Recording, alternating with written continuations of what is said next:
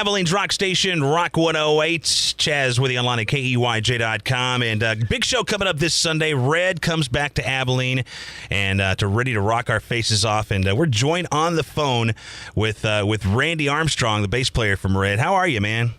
What's up, man? Doing good. How are you? I'm doing good, man. It's been a while since we've talked. Of course, you guys are no strangers to Abilene. You've been through here many times, so you're kind of it's kind of a homecoming for you guys. Yeah, we've been through Texas a few times.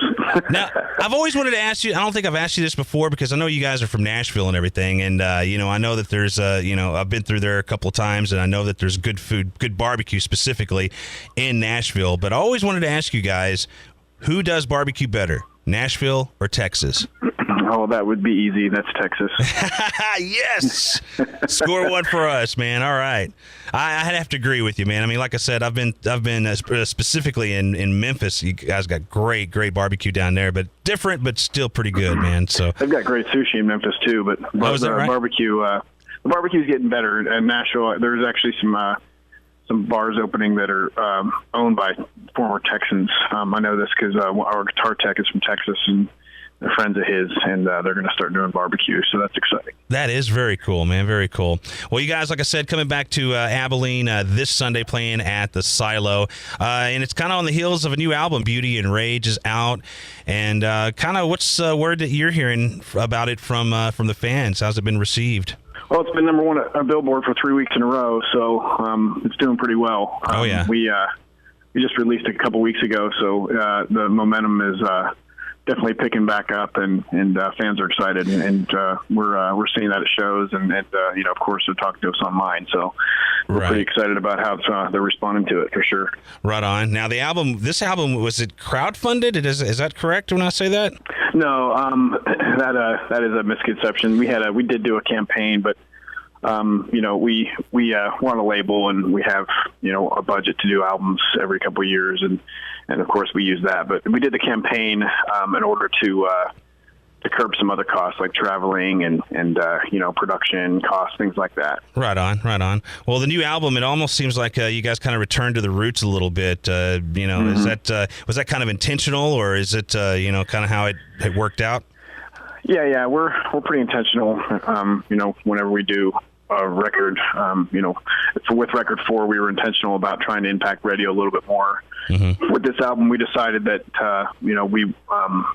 the way music is going right now, the industry's dropping, by more than 10% every year, and we're getting to the point where the fans are the ones that are going to have to support these bands to keep on the road. So our philosophy is, give the fans what they want.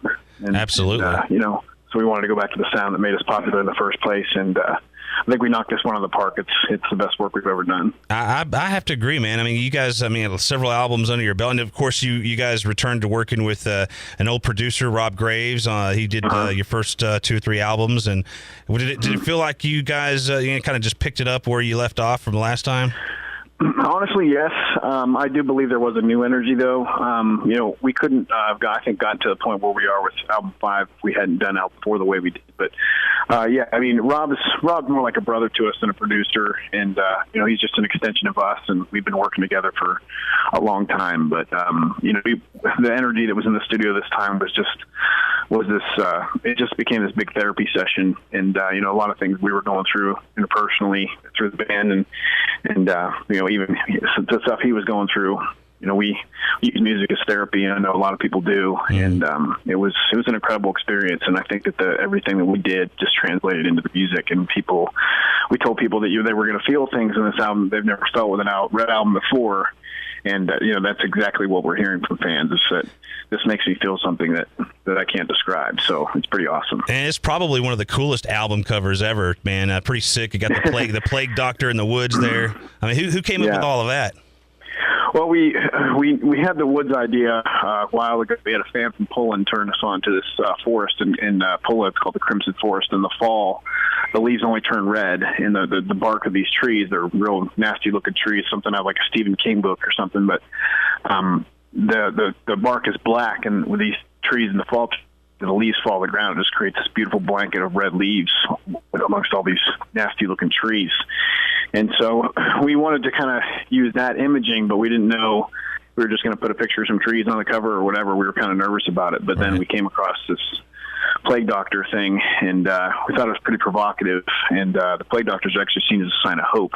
Right. So we wanted to, we like to be thought-provoking in everything we do as well. So we threw him up on the cover, and that's exactly what happened. We're getting all kinds of questions about it. Yeah, I'll bet, dude. It's a sick cover, man. Seriously, man. Thanks. Congrats on that, and congrats on the album as well, man. It is doing awesome, and even though you guys have gone through a little bit of adversity, especially with member changes, you've kept the core of the band together, though. How much does changing members affect the three core members of the band? Well, we've been friends for 27 years, so. We've gone through 4 drummers now, and it definitely I'd be a lie to say it doesn't rock your world when a drummer leaves. You forming some sort of a bond and the synergy that it takes to make a band work on the road is very difficult. There could be one little quirk that everybody doesn't like about somebody, and all of a sudden there's inner turmoil on the bus, and in the dressing room, and it translates to the stage, and people aren't stupid; they can see it. And we got Dan Johnson came in from Brian Head Welch's side project, Love and Death, and he's been drumming for us. And he's a great guy, incredible drummer, and he's always got a smile on his face. And it was a shot in the dark trying to find somebody that was gonna fit with 3 guys that have been friends for 27 years. But Dan's doing great, and right. I couldn't imagine us finding somebody that would be better than him right now.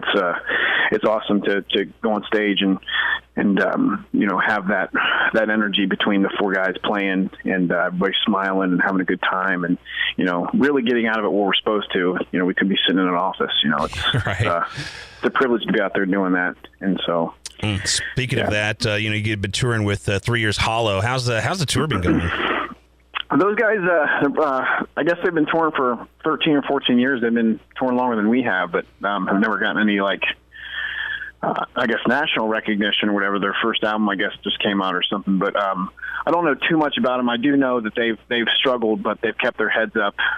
They started the tour. Their drummer and their bass player left them right before the tour started, so they had to bring a couple guys in just, on the subject of changing members. Yeah. And so knowing how difficult that is, they hung right in there, and a couple, I think for an entire week they had to just do acoustic set because their drummer that they got to start the tour had to come off the tour for a week for an obligation that he had and whatever. But, they hung in there, and I think they were a little discouraged, but, I give them a lot of credit for hanging in there and, doing the shows and just doing what they have to do.